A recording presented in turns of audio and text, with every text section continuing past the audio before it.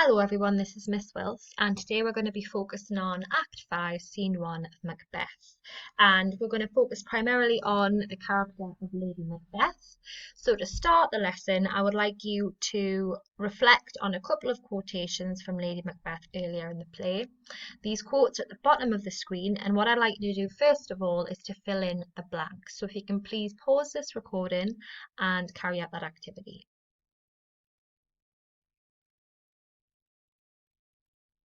Okay, hopefully you've managed to do that, and I'm just going to put the answers on the next slide so you can check yours against them.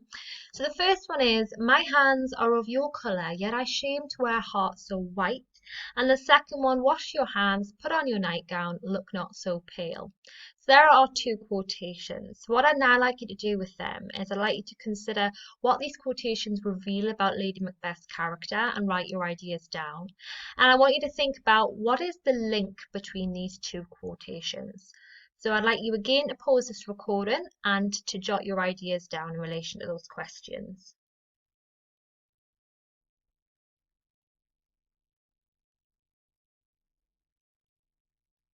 Okay, so maybe you've got something along the lines down that, these show that she is very much manipulative. She manipulates Macbeth. She seems to be in control here. She has the power. She's condescending. She's questioned his masculinity quite a lot. And she kind of sees the fact that he feels guilty as a sign of weakness and not strength of character, which we see in this quotation, as well as the fact that this quote here kind of emphasizes, she tells him to kind of wash himself, disguise himself in his nightgown, disguise what he has done, deceive, you know, essentially look like the innocent flower, even though he has been the serpent under it in carrying out the murderings, and the murders even. And it kind of reflects that she has a disguise as well. So she disguises herself as the loyal hostess for when King Duncan comes to the castle, yet we know underneath it all she's kind of arguably the driving force behind his death and the plot to kill him. Can you link, what's the link between the quotes? Hopefully you managed to realize that both talk about hands. Okay, which brings us on to the next thing we're going to be discussing. So both use the motif of hands. Now, before we continue, I want you to make sure you're confident in understanding what motif means. Now, it's another device used by Shakespeare, and essentially motif is a symbolic image or idea that appears frequently, so more than once in a story, and it's used to emphasize and highlight key ideas and themes. So if that is what a motif is, and hands are a motif that are used throughout Macbeth, I want you to consider, if a motif is an image that is used to symbolize something, what does the image of the hand symbolize Macbeth? What ideas does it convey? And then I want you to think specifically about Lady Macbeth. What does the motif of hands symbolize about her character, and what does it highlight about her character as well?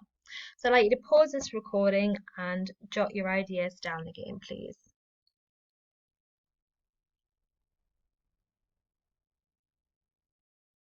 Okay, so just discussing some ideas so that when you think of hands, you might think about the theme of violence, represent this theme of violence. We do have a lot of violence in the play. We have the murders that are carried out, but also the reference to Macbeth already being a violent person when he's quite violent on the battlefield. Friendship and loyalty. So we've got, the disloyalty towards their king, and also the friendship between Macbeth and Banquo. And obviously we know what happens there. He kind of betrays the friendship. So you could discuss that. And also his hands represent guilt in what's happened. They represent a conscience.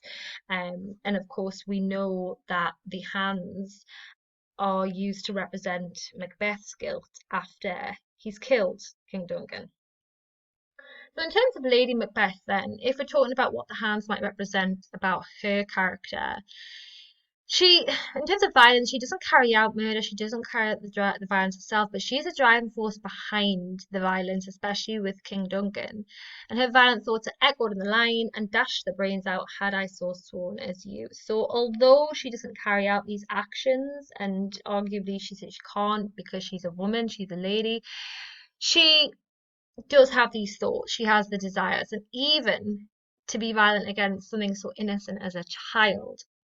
And in terms of loyalty, we know she's loyal to her husband, but not to her king and country per se.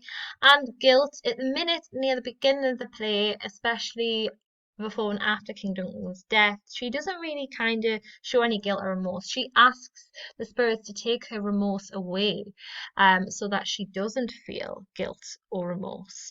But of course, that is starting to change in the play.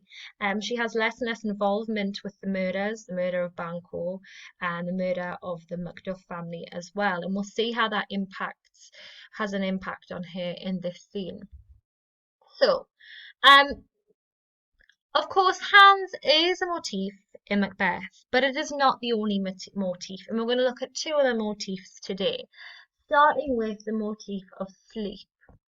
Now, sleep and the idea of sleep is alluded to and is talked about quite often in Macbeth.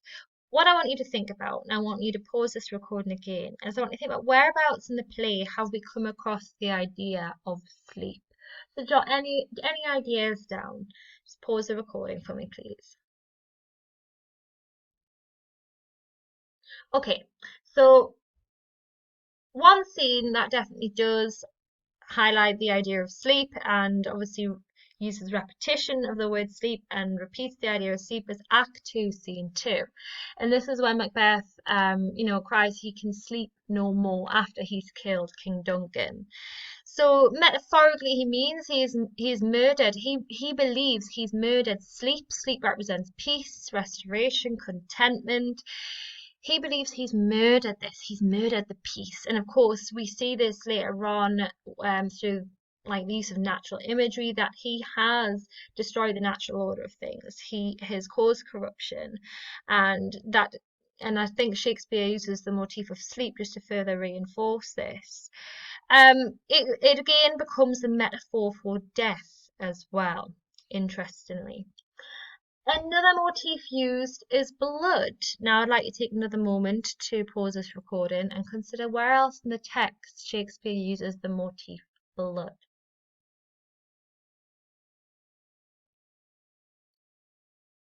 Okay, so hopefully you've kind of identified that blood is the motif of blood is used quite a lot throughout the play. A quote that I've kind of picked up, especially with regards to Lady Macbeth, is where she calls on the spirits and says, "Make thick my blood and stop the access and passage to remorse."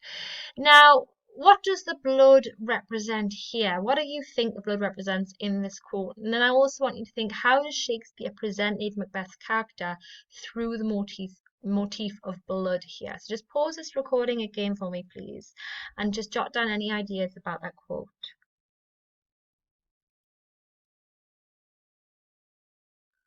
Okay, so what you could arguably say is blood here represents life, especially the life in her, but also represents innocence that's inside of her. Make thick my blood, stop the access and passage to remorse. So she doesn't want to feel any kind of guilt. She doesn't want her conscience to play a part here. What does it tell us about Lady Macbeth's character? Well, actually, it tells us that currently, and she's asking for the spirits to stop the passage to remorse, stop her feeling guilty. So really, she does feel guilt. She does feel remorse. She is human. She has these human emotions. She has a conscience. She realizes this, but she sees this as a weakness, and she wants to rid herself of this weakness.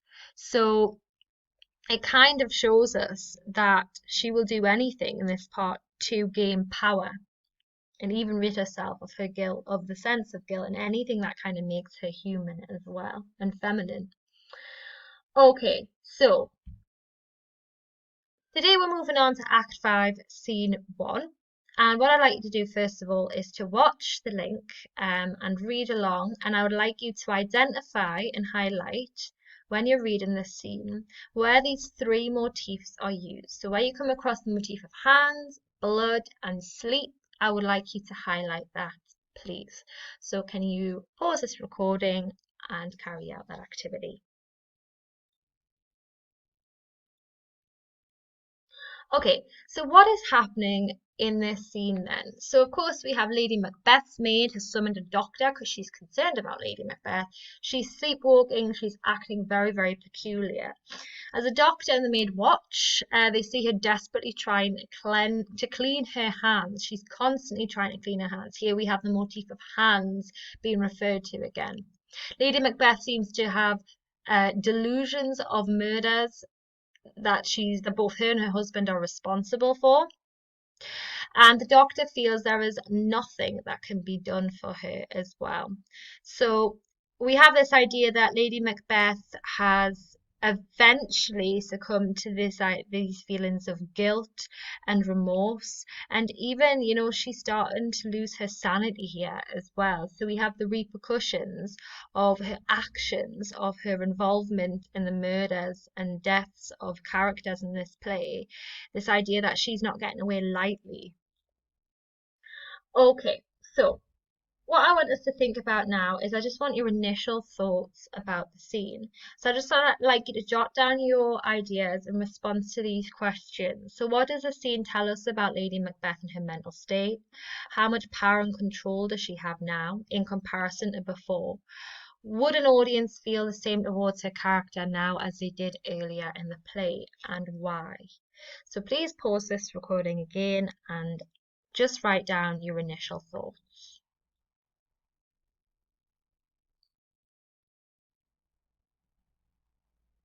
Okay, so moving on. What the doctor says in this scene when he's kind of watching Lady Macbeth, and of course she's revealing a lot as she sleepwalks. She's revealing a lot about what her and Macbeth have been up to. He says unnatural deeds do breed unnatural troubles. Now, I'd like you to consider what he means by this and what is Shakespeare's message through this line, do you think? So, can you please pause this recording again and jot your ideas down? Okay, so maybe you come up with some ideas along the lines of this. So the unnatural deeds the doctor speaks of refers to the murders that the Macbeths have carried out, particularly the regicide. In breaking and altering the natural order of things, Macbeth and Lady Macbeth will be punished by God. This may be from Shakespeare as a warning that traitors and those who commit treason will not get away so freely. God will punish those who would carry out such an act. This is also highlighted earlier in the play in Act 1, Scene 7, when Macbeth states, bloody instructions which being taught return to plague the inventor. So it's kind of like when we're talking about plague, it's kind of like they've inflicted an illness on themselves. Uh, treachery is an illness that they will eventually suffer from. They have cursed themselves here. Or you could argue that the witches have cursed them if you believe it's their influence that have driven them to do this. Okay, what we're going to do now is I'm going to be stopping this clip in a moment as I'm running out of time with this clip, and then we're going to, I'd like you to click on the second link, which is the second half of this lesson.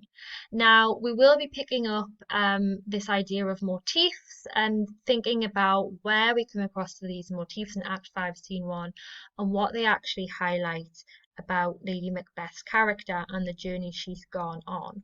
So I would just like you to consider that, and then once you're ready to pick up with the lesson again, I would just like you to click on the second link. Thank you very much for listening.